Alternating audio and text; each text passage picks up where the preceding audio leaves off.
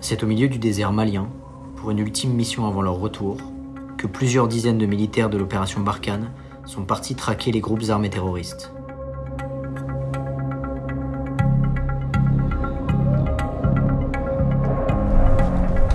Ils sont à des centaines de kilomètres de leur base, dans le sanctuaire de l'ennemi. Un ennemi sournois, imprévisible et quasi invisible.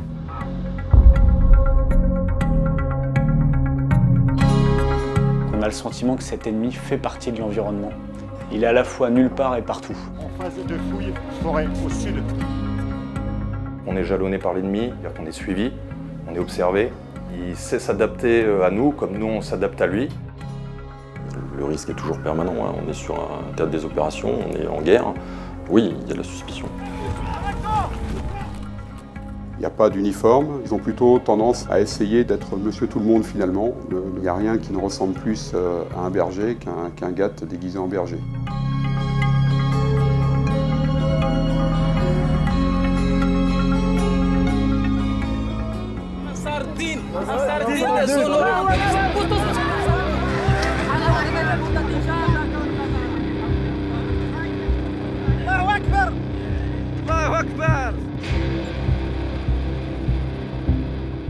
Ansardine, Al-Qaïda, l'État islamique au Grand Sahara.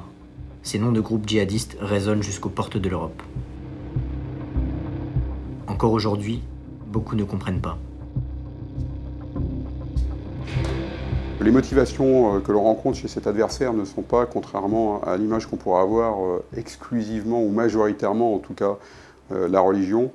On a un certain nombre de chefs qui savent jouer justement sur les fractures locales ou les oppositions claniques ou ethniques locales, de façon à motiver les plus jeunes, qu'ils attirent tout simplement avec une somme d'argent, une solde quelque part, avec le pouvoir d'une arme, qui est un symbole bien particulier localement, voire tout bêtement en leur fournissant une moto. Donc devenant quelqu'un, en passant d'un statut sans être péjoratif, de pauvre berger un peu brimé à celle d'un combattant armé d'une Kalachnikov et chevauchant une moto. Évoluant dans ce terreau propice au développement du terrorisme, la population est prise en étau.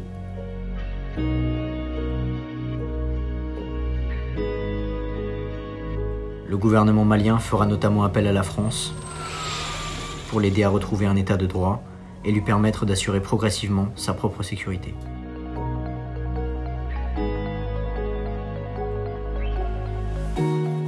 C'est donc après l'opération Serval et Épervier au Tchad que l'opération Barkhane est lancée le 1er août 2014. L'évolution des zones de conflit a progressivement amené la force à se concentrer sur la zone du Liptako-Gourma, zone dite des 3 frontières, partagée par le Mali, le Niger et le Burkina Faso. Si tu fais un sling, je sais pas moi, de Gao à Bamboi. La zone d'opération Barkhane, elle est très vaste, effectivement, mais finalement, je dirais pas que c'est un problème. C'est évidemment, ça a des contraintes logistiques, mais compte tenu du fait qu'on agit là où on estime que l'ennemi est présent, là où on estime qu'il a des ressources, en fait, on agit en connaissance de cause et là où on estime qu'est l'ennemi. De vastes zones pour conduire des opérations tout aussi audacieuses, au coude à coude avec les pays du G5 Sahel. Donc là, nous on va se retrouver, on va progresser au nord du Wadi, Ruby 40. Au sud, il va y avoir les Famas.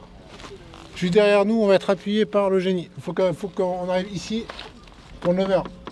Donc c'est un travail de longue haleine, en liaison avec nos partenaires, qui après va déboucher, si l'on veut agir concrètement, par une manœuvre de nos capteurs renseignements afin de localiser précisément l'ennemi et savoir où nous devons agir avec nos moyens, encore une fois interarmés, la composante aérienne et la composante terrestre.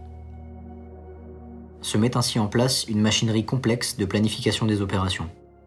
Et c'est au centre de planification et de conduite des opérations, situé en France, à Paris, que tout se décide. Afin d'entamer la phase offensive, le combat, dans cette fameuse gestion de crise, le CPCO doit élaborer le nerf de la guerre, la stratégie opérationnelle, passant par la veille, la planification et enfin la conduite de l'opération. Il s'occupe ainsi de rédiger les directives et les ordres pour le théâtre d'opération.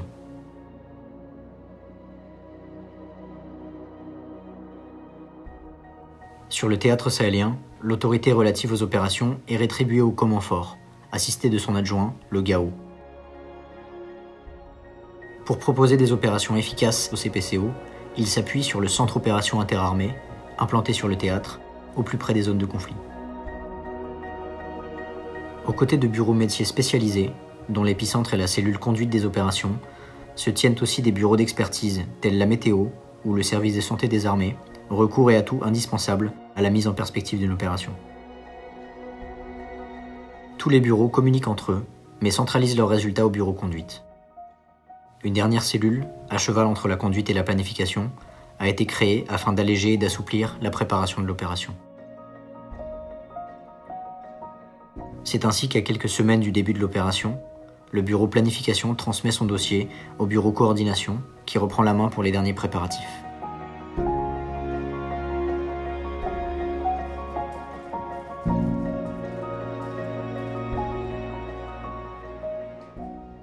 Le centre opérationnel interarmé est activé 7 jours sur 7, 24 heures sur 24. Dans la section renseignement, le colonel Benoît analyse constamment les habitudes des groupes armés terroristes. On constate depuis notre arrivée sur le théâtre que cet ennemi a quand même tendance à éviter la force Barkhane, à la fuir finalement, à ne pas opposer de résistance, sauf si vraiment on l'accule dans ses refuges ou si on arrive à les surprendre sur leur zone de stationnement tout particulièrement. Je crois qu'ils sont passés, ils doivent être vers là, je pense. Un ennemi, loin des schémas habituels, et qui se sait surveiller. On a trouvé un bivouac, donc le génie a lancé un chien explos, donc qui a marqué une position. Et ils ont déjà trouvé une arme, ainsi qu'une crosse d'une arme, plusieurs tapis de prière et des gamelles pour faire à manger, tout ça. C'est bouchon allumeur de grenade. Les hommes sont préparés initialement pour la guerre au sens traditionnel du terme, c'est-à-dire faire face à un ennemi qui a à peu près le même type de capacité que les nôtres, qui a des chars, qui a des avions, qui nous attaquent selon des modes d'action assez traditionnels.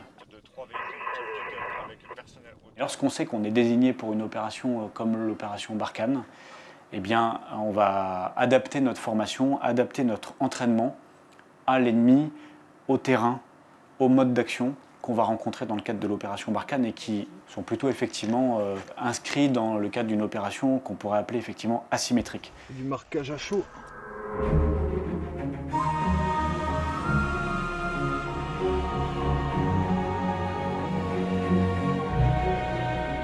On s'engage sur la piste en direction de Ménaka.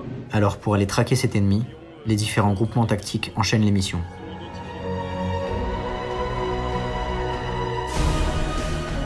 Aux ordres du COIA et en lien avec le CPCO, il y en aura d'envergure, d'intermédiaire ou encore d'opportunité.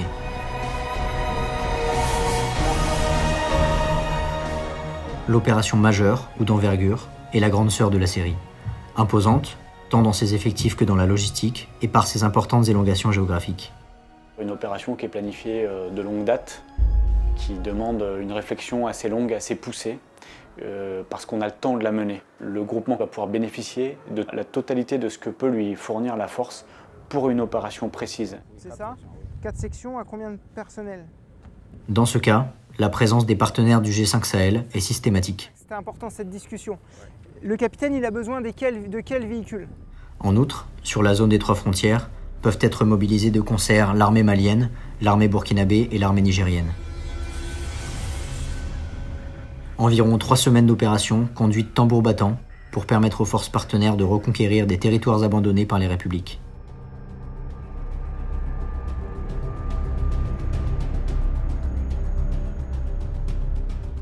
Sur la même lancée, l'opération intermédiaire se distingue par une plus grande adaptabilité, moins de moyens, mais plus de souplesse. Ça dure une semaine, avec un volume de 200 personnes environ. Ça peut aller de la réassurance en passant par l'exploitation d'un renseignement ou l'acquisition d'un renseignement pour une opération à venir. Et ça nous permet d'optimiser. Du coup, ces opérations s'appliquent contre un ennemi et sur un volume de terrain qui est un petit peu moins important puisqu'on y déploie un petit peu moins de moyens. Il vaut mieux faire 30 mètres de plus, être à l'abri, à l'ombre, de fournir du soin, que de fournir du soin de mauvaise qualité en mettant à l'abri tout dispositif de sécurité autour de nous. D'accord ? Le véritable couteau suisse des opérations. Que l'opération soit une opération majeure ou soit une opération intermédiaire, eh bien, on est toujours prêt à réagir. Et je dirais qu'il y a l'opération qui se conduit en réaction, qui n'était pas forcément prévue, ni pour être une opération majeure, ni pour être une opération d'envergure, et qui consiste très simplement à saisir une opportunité. Comme son nom l'indique, la dernière opération répond à une occasion d'agir immédiatement. Voilà, un ennemi s'est dévoilé, on va le neutraliser. Un ennemi à domicile, mais en infériorité matérielle. Il sait qu'il est dans un rapport de force a priori défavorable. Face à nos tactiques, à notre technologie qui nous permet de le déceler. Même si on ne les rencontre pas directement, on les empêche de se ravitailler, on les empêche de faire pression sur la population, on les empêche de bouger librement et d'effectuer les liens entre les différents groupes. Il a tout intérêt à se terrer. Visuel sur un personnel. Perturber l'écosystème des groupes armés terroristes devient l'objectif premier. La planification de l'opération va ainsi se tourner vers ce que la force est la plus sûre d'atteindre, leurs ressources. Il y a une équipe TE qui est partie reconnaître une position favorable pour tomber en surveillance. On est actuellement sur zone. Se sachant dans un rapport de force particulièrement défavorable, l'attaque indirecte devient le principal mode d'action de l'ennemi. Vous avez des précisions sur les tirs là? C'est l'hélico qui a tiré ou il s'est fait tirer dessus? Et l'exemple type, c'est les engins explosifs improvisés que l'ennemi va glisser sous nos convois, enterrer au passage de nos véhicules.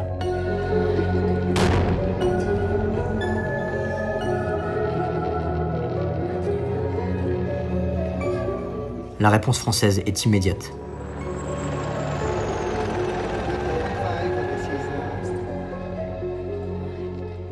Comme beaucoup de ses camarades, l'adjudant-chef Franck, après 13 opérations extérieures dont plusieurs en Afrique, connaît les règles du jeu.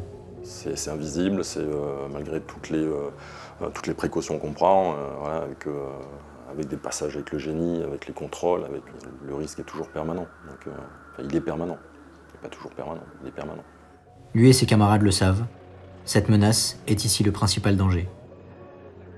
C'est qu'on est jalonné par l'ennemi, donc jalonné ça veut dire qu'on est suivi, on est observé. En fonction de là où on va passer, eh ben, l'ennemi va prendre sa moto avec son IED dans le sac, il va prendre quelques kilomètres à l'avance, il va venir, il va l'ensabler. Si on n'est pas passé dessus, il repasse après une fois qu'on est passé, il le récupère, et ainsi de suite. On doit toujours se projeter. Voilà, ça fait partie de l'entraînement, on se projette, on sait très bien que lorsqu'on arrive sur un point de passage obligé, il va falloir le contrôler, et bien avant, et bien entendu, on commence, voilà, on est déjà dans notre bulle de protection, hein, et puis il y a tout un système de drill, de travail qu'on a fait en amont, donc on est entraîné pour, tout de suite, le simple soldat sait que voilà, il va faire son 5,25, etc., etc. Donc il y a toujours ce contrôle, il y a toujours cette précaution, et s'il y en a un qui oublie, il y aura son binôme qui lui dira « attention, il faut checker, il faut contrôler ». Voilà. Et ça fait partie de notre sauvegarde.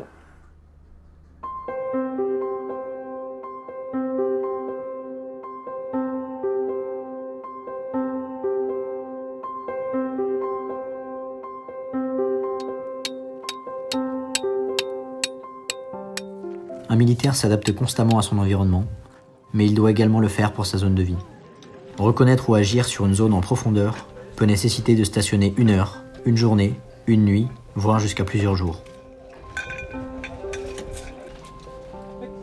Il se construit alors une véritable forteresse à taille humaine, la base opérationnelle avancée temporaire. Parce qu'il est vulnérable au moment où il s'arrête, eh bien, le chef va décider de mettre en place un dispositif qui va permettre de stationner en sécurité. Et c'est l'objet d'une BOAT. Il s'agit d'être protégé à 360 degrés pour qu'on puisse se reposer, déjeuner, éventuellement préparer la mission du lendemain. Loin de tout, près de rien, la logistique qui se met alors en place relève d'une organisation méticuleuse. Pendant que certains mettent la main à la pâte pour le repas, d'autres prennent soin de leur matériel, mis à mal par le sable, ou se détendent. Alors ça va être des pâtes, et avec une sauce tomate avec des oignons et de l'ail, et des saucisses de Strasbourg coupées en morceaux. Et sans aucun doute, le repas est le moment idéal pour parler d'autre chose, sortir de sa bulle. On vit les uns sur les autres 24 sur 24, que ce soit en opération sur le terrain ou que ce soit dans les chambres. C'est riche en enseignements humains et c'est ce qui permet aussi de passer les moments difficiles.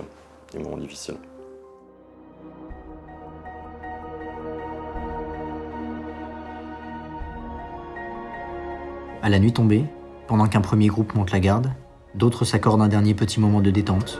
Oui, non, c'est un DJ. Ouais, non, c'est dans un film de voiture. Ouais.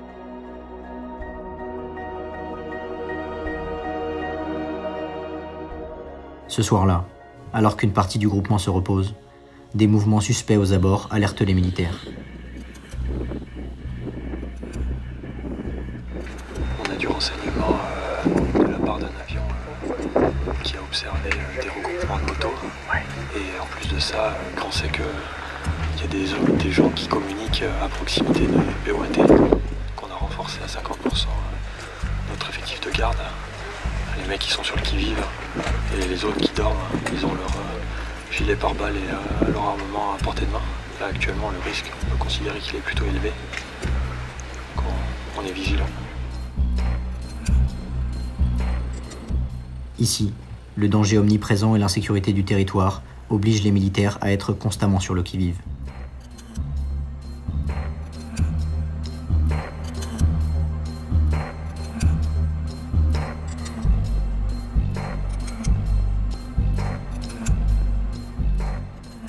Afin de dissuader l'ennemi, le groupement effectue des tirs de sommation au canon de 25 mm. La colonne de motos, renforcée par plusieurs pick-up, doit reculer.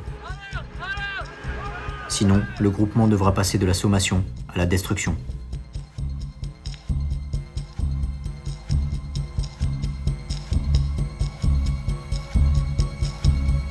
Trois, 2, 1, tirez. Allez.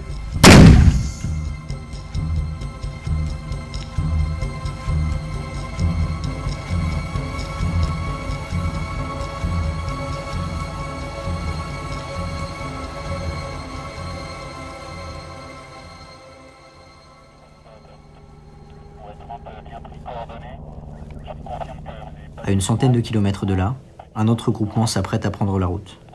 Il est 6 heures, il fait déjà 31 degrés et la journée ne fait que commencer. Plus de 3 heures de trajet à travers le désert, le moment idéal pour certains de finir leur nuit.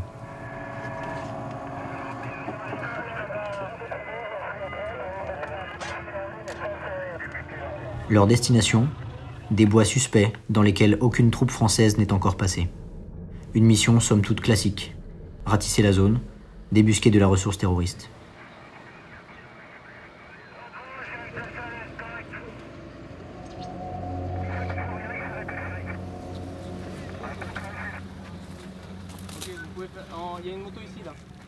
Des caches à l'abri des regards qu'il faut venir débusquer, le plus souvent à pied. Même si tout semble calme, tous doivent maintenir un haut niveau d'attention. Une présence ennemie ne préviendrait pas. Quand on regarde le désert, quand on regarde ces petites zones boisées, on a le sentiment qu'il n'est pas là. Et pourtant, il est au fond d'un oued, il est derrière un bosquet, derrière un arbuste.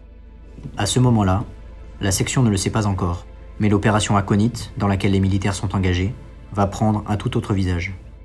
L'opération Aconite était à la fois une opération majeure et une opération d'opportunité. Elle était planifiée, elle a engagé une somme de moyens et de capacités assez conséquentes qui nous ont permis finalement d'agresser l'ennemi. Et l'agression de cet ennemi l'a fait réagir. Et c'est là que l'opération Aconite s'est transformée en une opération d'opportunité puisque l'ennemi réagissant, il a été poussé à la faute, on l'a détecté et donc on a réorienté nos moyens, nos capacités, nos hommes dans une zone dans laquelle on n'avait pas forcément prévu d'aller initialement.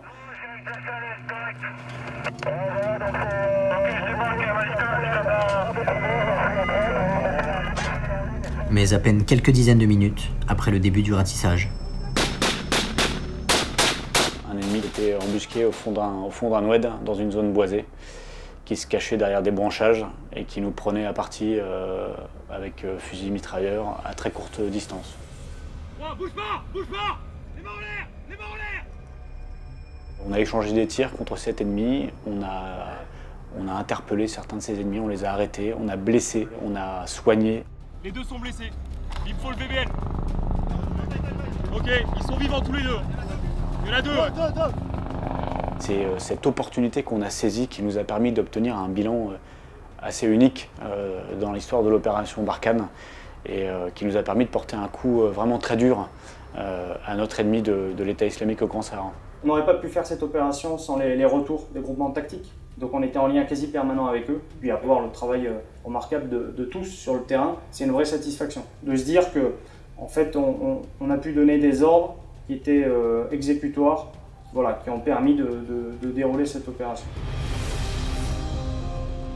En tout, l'opération aura permis de neutraliser plus d'une vingtaine de terroristes et de saisir un volume conséquent de ressources, comprenant des armes de petit calibre, un lance-roquettes, une vingtaine de motos et des moyens de communication.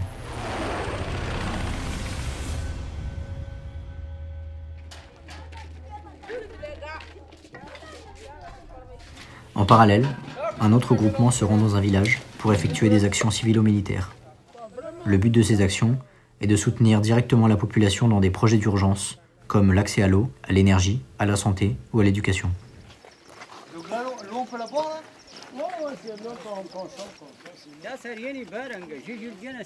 Sur les marchés, les forces armées maliennes sensibilisent la population au danger de l'explosif. Ainsi sensibilisés, de trop nombreux accidents pourront être évités. On a les images, on les a montrées, de faire très attention. Dès qu'ils voient ces genres de trucs, de ne pas toucher. Directement, il y a le numéro vert qui est gratuit sur les deux réseaux. Et surtout les enfants. Il faut dire aux enfants, dès qu'ils ont vu ces images, ils peuvent même coller ces images à la boutique, au marché, au véhicule, dans la famille, montrer tous ces genres de trucs aux enfants, de ne rien toucher.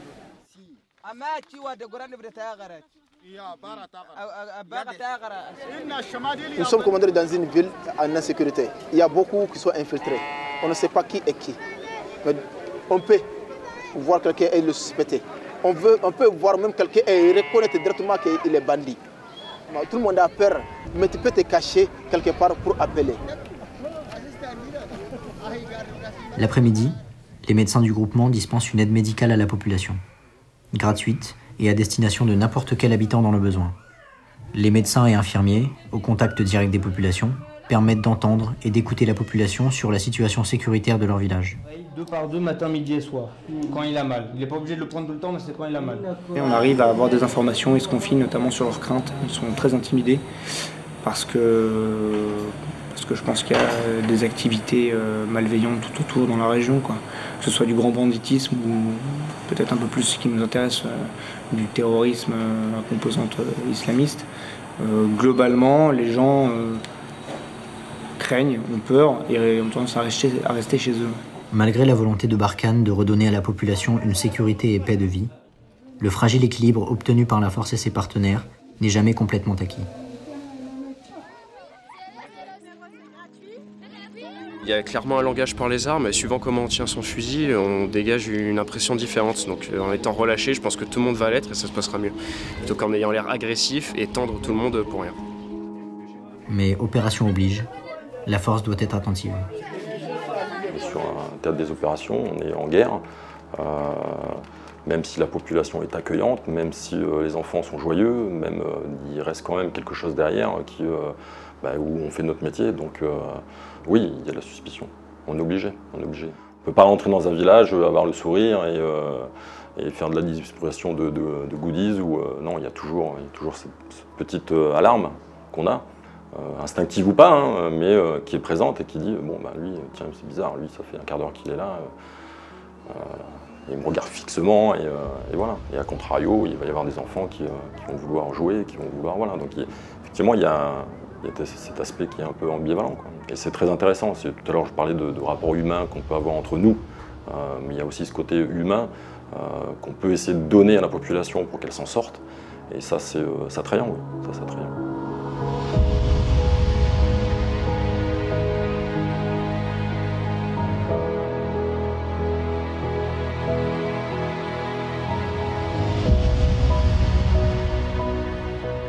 Une action d'éclat, finalement, c'est facile.